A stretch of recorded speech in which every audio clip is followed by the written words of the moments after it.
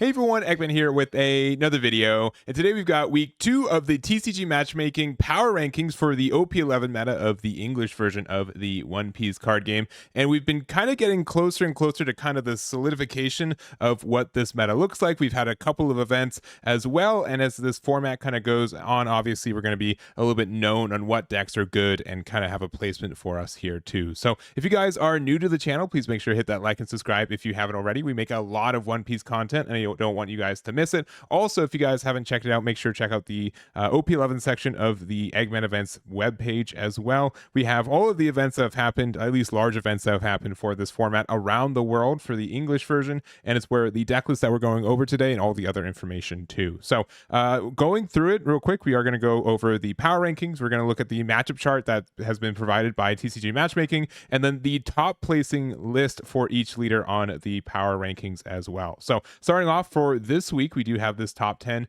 of Blue Purple Luffy, the Betty, Green Purple Luffy, Smoker, Luffy, Bonnie, Teach, Buggy, Zoro, and Purple and Black Luffy. So also this is kind of a function based on matches and win rate.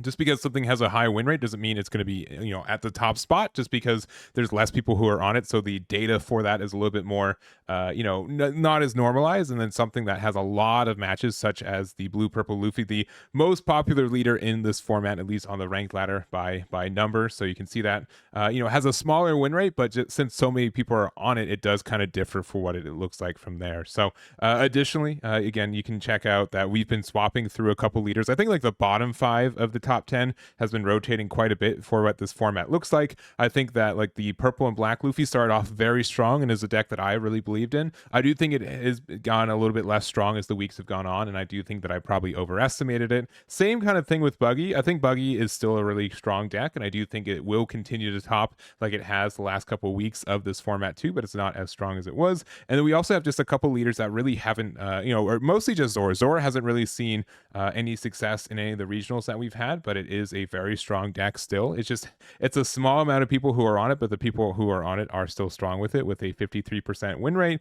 And then I think the only other one I would say is that Smoker is kind of hitting a little bit harder on these power rankings compared to where it's been on some of these events as well, right? So it has gone some tops here and there and gone like some top 16s, some top 32s, but definitely not, storming the meta compared to a lot of these other decks. So it's a little bit, hitting. I think a lot of people believe in this deck, and I'm not saying that you can't. It's a deck that I think will top and continue to top in this format too. It's not one of my personal favorites, but I don't think that I probably underestimated a little bit. It's just like has some consistency issues that I'm not the biggest fan of, but I do agree that it has some good matchups, especially into the rest of this power ranking. So that's what this looks like. And then we also do have the included matchup chart. Again, if you guys are a patron for the TCG Matchmaking, you guys can find kind of this whole dashboard, so you can mess around with this a little bit more, and you can check that out. But this is the one they took a screenshot of going into the the data that they got kind of the end of this week. So we do see like a lot of decks. Kind of, I won't kind of go through as much of these. You guys can kind of check it out on your own time. Some kind of things to kind of note is one, that I think like Bonnie and Smoker, they both have some like really strong matchups, right? You see a lot of green for both of these. They do have like some pretty tough red ones, right? So Smoker having a rough matchup into Betty is kind of tough. Bonnie having a tough matchup into Blue Purple Luffy specifically is tough because it likely will continue to be the most popular leader brought to any event. So it's going to be really hard to dodge it. But for the rest of the field, you're moderately okay. Smoker and Teach are also tough in their own ways too, but definitely not as bad as like, you're not going to see, I think, as many of those compared to Blue Purple Luffy. We have stuff like Law, where I know this is on the rankings previously. I know people have been testing this deck a lot. It does just have some really unfortunate matchups into some of these more aggressive leaning decks and removal heavy decks, which is pretty much just like the Betty, the Purple and Black Luffy. Buggy, you have like an okay matchup, which Buggy also just has like this weird matchup chart too, right? If you're a deck that plays a lot of 3s and 4 costs, such as Betty as well as Zoro, it's a really good match win rate because of the promo there. You do have a positive win rate against Blue Purple Luffy as well as like Teach. You do have a terrible matchup into Green Purple Luffy and into the Purple and Black Luffy. I think those are both negative because they're just a little bit too fast and aggressive for you. And then you also have some tough stuff into Smoker, Bonnie, and also just the other purple Luffy. So it's tough for Buggy, but just the fact that you do have a positive win rate into two of the stronger decks into this format is good. It's just that I think green purple Luffy is a close second for popularity. I've been seeing it being more and more popular on events and online, and it does. I honestly, if I was to be told which leader I thought was the strongest in this format right now, I really would say green purple Luffy. I think it's gone a lot of it's been consistently topping a lot more than other decks I would find in the field. So other than that, we do see like Betty has like a great win rate. Buggy, as mentioned, is tough. Teach is a little bit tough, and Bonnie's a little bit tough. But across the board, otherwise, you do have a lot of aggression that you come out of this deck with, and then kind of the rest of the chart there. So just really, really interesting. I think the other thing again, yeah, Smoker having like 8 of these matchups, or 8 plus of these matchups in their favor is absurd. So like it's like we get all this data that Smoker should be doing really, really well, but I just personally haven't seen it outside of the occasional top here and there. And I think that being able to top with this deck is is not impossible, and I'm not surprised to see it. But it's more so I'm surprised that it's not topping as much, because I know a lot of people believe in it, and a lot of people are on the deck as well. And again, it's been doing really well in the online meta. So anyways, here's the matchup chart, and again, we're going to go over each one of these leaders builds. So these are the builds that are again the top win rate for each of these leaders on the high ranked ladder, and I think there's like a minimum of about 40 or 50 games, so it's not just like someone played it once, they got 100% win rate. It's a little bit more filtered than that. So blue purple Luffy, I think there's a lot of different ways to build it. We obviously saw Nick Mapes with their Don Quixote build do really well, and by really well I mean first place in the Las Vegas regional. So this is what I would consider more of a traditional build. There's kind of like some decision points on some cards, such as if you're playing Pudding, if you're playing Thunder Bagua as well. I think most builds are on like one copy of Luffy. Just having a card with Rush, I think, is strong enough for this deck. And sometimes like the fact that it lets you get removal on something because you get to attack with it immediately is great. So it's kind of like a backup copy of Linlin in a lot of ways. We have a lot of removal with God Thread. One copy of Red Rock as well, one copy of Raging Tiger. So I think both those are really strong. And then everyone kind of knows that 8-drop Katakuri is kind of a bully, right? Kind of a bully in this meta. If you don't have a way to answer this card very easily, you're just gonna lose a lot of value just by how much defense this card has as well. So that's kind of like what blue purple Luffy looks like. It's been kind of looking like this for most of this format. A lot of it was kind of already solved from Japan's format, and it's still doing well in OP12 over there. So we'll see if anything changes anytime soon with it. But this is kind of, yeah, I think most people are expecting these cards in the deck. Anything outside of this is a little bit more atypical. So there it is. All right, we've got also Betty here. So I know that there's been a little bit of like some determination for Betty cards. One card that kind of shocked me was this 6-drop Sabo. This is a super rare that came out in OP05. I've never seen this card in a sleeve. Like sincerely, I've never seen it in person, played against me, nothing. I've never really seen this card. But on play, KO up to 2 of your characters with a KO up to 2 characters, not your own characters, with a combined power of 4,000 or less. So I didn't double check this before making the video, so I do apologize. But I'm pretty sure that if something has negative power, you can uptick into other things as well. So if your opponent has like a 0 cost and you have something that gives -2k to 2 things, you can give that like -2k and the other thing, the other -2k, and that brings it into range because you can get something with negative power and something else. I don't know if that's actually true. I'm like 95% sure that's true. That was a discussion point when this card came out a year and a half ago. Regardless, this does have some removal. We do have access to some like reduction with stuff like Raise Max, which is really nice. And also we are playing like the Fire Fist, which is good. This being able to get rid of like a Zoro Juro or something in that kind of range is really good too. So it's an interesting card, 100%. And I'm curious to see how well it did in these. Like worst case, Betty can just always discard it from their hand in matchups where it doesn't matter, or especially with the stage here. So that's really strong. I have been seeing more and more people play the Tension Hormone just because it's the trigger effect is not too bad, and sometimes you do kind of have like these 3 Dawn open for this defensive prowess, so that's fine. And then also the Sabo promo, which is really nice. I've been I personally, this is one of the few cards in this game that I don't own a play set of. It's helpful for some scenarios. It's a 2k, right? the fact that you are able to use it to like take cards from your life, which is essentially drawing for this deck. We don't have a lot of triggers right now outside of just like Limburg. Most other cards you kind of have to hard play, and also I guess Karasu, which you're not getting early. I think the only other card I would consider playing in this deck that I haven't really seen anyone play it is the 5-drop Sabo from the Star Deck 13 Luffy deck. So on play, you can trash top card or bottom from your life, KO up to one of your opponent's characters with a cost of 5 or less. So just the fact that this is like a bit of a bulkier body and is also Revolution Army is kind of nice. I do know a lot of people are playing Zeus 2-drop as well as just like a 2K that also can KO something and get you like a card draw. I think that's also fine for the deck too. But generally speaking, not a lot of decks are having ways to really, respond to an Emporio and Karasu play. That just gets a lot of pressure off the bat. And whenever this format where most decks are at 4 life or less, this deck can get a lot of value from them not having that one extra, life for defense as well. So not much more to say. You guys probably have your own opinions on Betty, and here it is.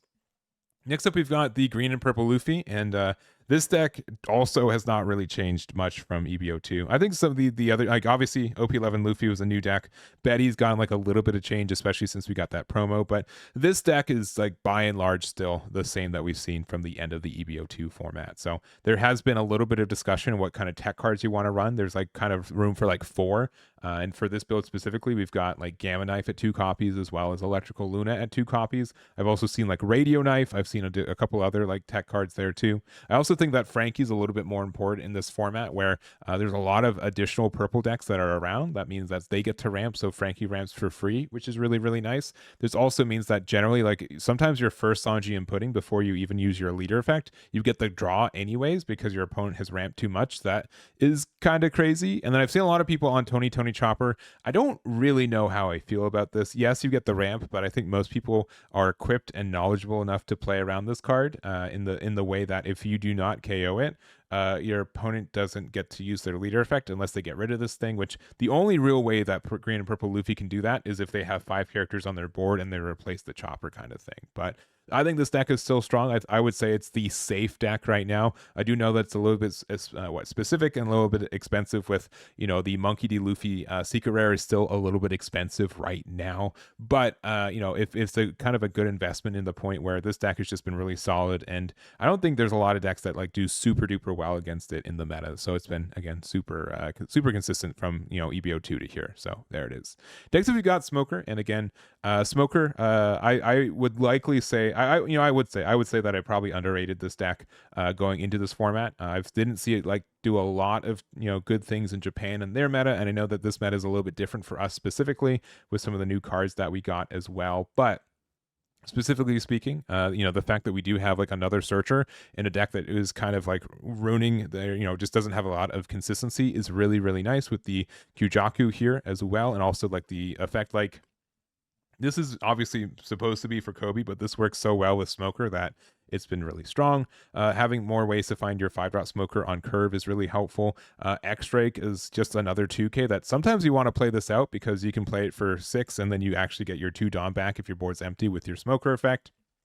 And then I think most people are playing in like a variation of Defend 8-drop Kid. I have seen some other builds where they're just only aggression, only like kind of rush stuff. And I do think that Kid still is just like a deck that you can still build an entire archetype around, and it's your main plan, right? We do have like the Rosinante as well as the Tashigi in this deck. I know a lot of people are playing like 2 copies of Baccarat just for the fact that this does get rid of extra Hodies in your hand, which can be a little bit tricky specifically for a matchup like this. But then or for matchups where you really only need to resolve like 1 Hodie of Smoker. As a 4-life leader, it's a little bit more expensive to play this card out in multiple copies. And then we also do have like the Dragon, some defensive cards such as the 1 copy of 10-layer Igloo, and then the Gum Gum Mole Pistol for some removal, which being able to like remove something against specifically green purple Luffy or the purple and black Luffy, being able to get rid of 7 Ks is really, really strong. And I guess the mirror match technically if they don't have their own Tashigi out. So I think this deck is still going to be pretty present. It's not a deck that, again, that I'm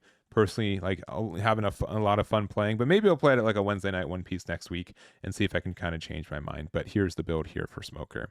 Next up, we got Purple Luffy, and this one had like a big change from, I would say, last format to this one, where we were kind of playing in this meta where we were playing Luffy Taro or bust, right? It was strictly that card, and if we didn't play that card, we were in a bad spot. on curve, and now we just said, you know what, 8-drop Katakuri is like slightly better. The fact that it's a 1-card combo versus a 2-card combo is more consistent to see this card on 8, and you just get like a little bit more value for that 8 Dawn. So generally speaking, I know a lot of people are on it. It's something where you go from 3 Dawn to 4, you start your turn at 6 Dawn, you go to 7. So you can do that. Or it also means like you can take like a turn off from using your leader effect, play out like a Zoro Juro instead, and then afterwards you can Katakuri on 8.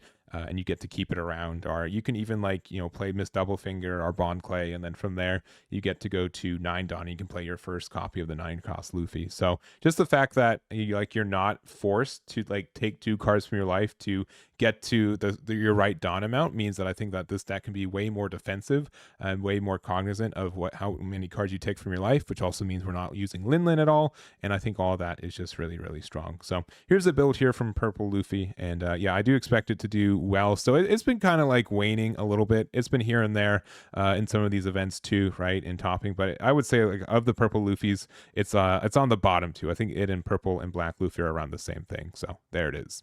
Next up, we've got Bonnie. And honestly, like this was a really good weekend for Bonnie, specifically in the Las Vegas event, getting 3 into the top 32 and then still having 3 of them left into the top 8 has been very strong for this deck. I did have a tier list earlier this week where I put it still in like tier 1.5, mostly because I've only seen the success from the deck from one event, and I could definitely see bumping it up in the next little bit as we get closer to the end of this format and we see more times where Bonnie could be, successful. But the star deck specifically, the support for this deck is fantastic. I really do enjoy this 2-drop beige.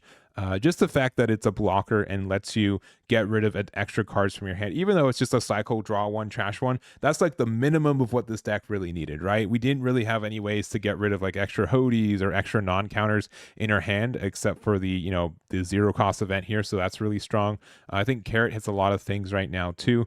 Dofi is definitely a card that I haven't been seeing as many copies in this deck specifically. I think most people have been kind of opting for more of the 9-cost Shanks. So to see a combination of Dofi as well as the new Law and Beppo for this build is a little bit surprising. It could just be kind of like a counterbalance in the fact that people aren't expecting these cards right now, so they're not playing around them and they get played into because of that kind of mentality. But the fact that Bonnie has like such a different amount of like top end, I think means that if you don't know what your opponent's playing specifically, you're going to be playing around the wrong things, or it's going to be difficult to play around in general. Other than that, I've been seeing like a resurgence of Urouge as a card that kind of left the archetype when we were in like the Rob Lucci and Doflamingo meta, since they could interact with this card very easily. And now we're just in a lot of spots where like Cavendish sometimes like hits board and stays for a couple turns and can't really get contested until your opponent like Linlands you or something, which generally hasn't really happened since this card released in EBO 1. And Bonnie came out in OP07. So just because like Lucio was around at the same time. But other than that, I know that this card's a bit decisive, but if I'm playing this leader, I'm playing this card at 2 or 3 copies. Just the fact that it lets you kind of bank Dawn and lets you like get a search, and then like in some scenarios where, you know what, specifically in this deck, I can play 10-drop Dofi. If my Cavendish got removed early, there's a chance that my Kitten Killer though is still on the board, and then I can use its pop effect to get that Dawn afterwards, after I use like the 10 Dawn for Doflamingo, which is nice. So in general, I think Bonnie's been getting better in this format compared to others, with a combination of the meta and as well as the new card that it gets. And I do think that it's probably going to be one of the better decks by the end of this format. So there it is. All right, we've got a couple more. We've got Teach here. Teach has also got a new star deck, and you can barely tell. I know a lot of people have been on the 6-drop blocker Kuzan, but in this build, we're only playing the new Marshall D Teach from the star deck 27. So just the fact that it's an in-archetype version of Jack is really great. You don't get like the draw 1 and trash 1, but you do get an on KO effect to add any card from your trash to your hand. So that can be a 2K, that can be, a stage, I guess, probably not a stage, but it can be like a Tempest Kick, anything that you really need in the situation that you're at, which is great. That amount of recycling is really strong. It is, again, a little bit surprising to not see the 6-drop Kuzan, but I do know that card can be a little bit tricky to get out at opportune times, so that is helpful. I do think that 6-drop blockers, though, are kind of difficult to answer cleanly, or at least cheaply, in the fact that, Lin Ling can get rid of it, but that's 9 Dawn. Uso Hachi can only get rid of a 5 or less. So that is a good blocker, I think, into this format specifically. But I understand, if you're more kind of focused on removal, the kind of indication with the Tempest kicks. And I really do like this play of like on 5, you play Kuzan, you leave it on board because it, stays on board very easily. You play Von Augur into Martial D Teach, you get rid of a 6 cost on your 7, which is just, generally when 6 costs are played, and you can get that free removal. And if your opponent doesn't attack into Von Augur or Teach, which both of these cards draw you another card, just means that you get to do the same thing again, or even bigger with like a Tempest kick, or that kind of thing, which I think is really, really strong. So other than that, I think Teach is going to get better as the format goes on. It just means that a lot of players are going to be more used to the decks that are around.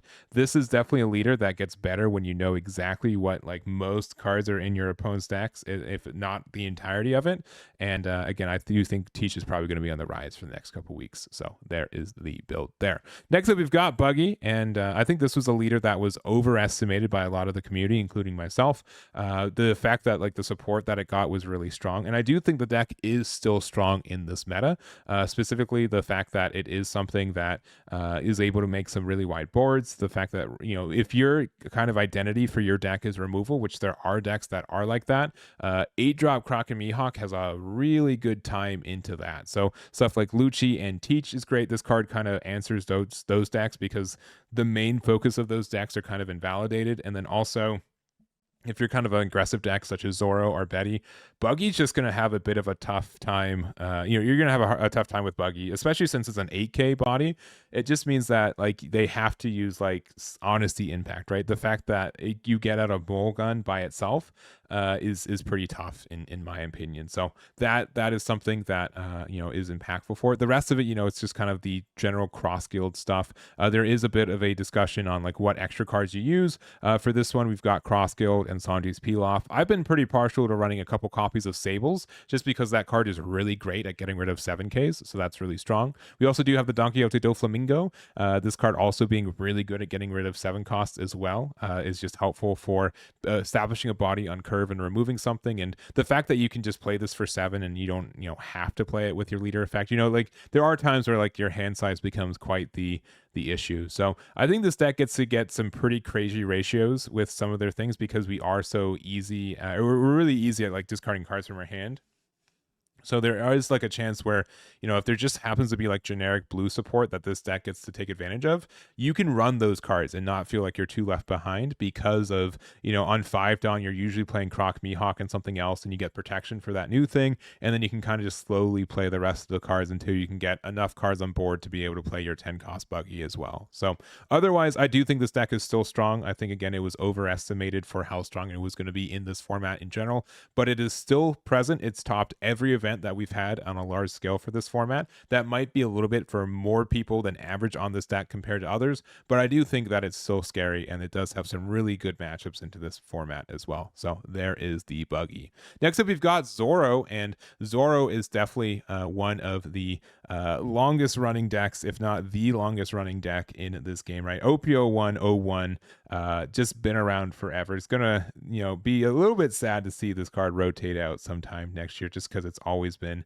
part of this game. But I do think that this deck was a little bit underplayed at the beginning of this format because it does have strictly such a bad matchup into Buggy. Unless you just have a way to interact with the promo, which we can, but the fact that if they play promo after playing Croc Mihawk, like you just don't get to do anything anymore, which is just such a shame for a deck like this one. But with less and less people on Buggy, and as we've kind of seen over the last couple of weeks, I think people have decided that maybe it's not like the second coming of like a Doflamingo deck like they're kind of expecting. I think that means that there is some room for Zoro to be more successful because, again, like when we looked at the matchup chart, the only like really bad matchup for this deck was the Buggy, right? It's a 30%. Everything else, like you're like 50-50-ish against blue purple, and you have like a negative matchup into Bonnie, which Bonnie is going to be more relevant. But I would want to play against Bonnie compared to Buggy any day of the week with Zoro as well. So I think that is something that's really impactful. I do think that Zoro is probably going to be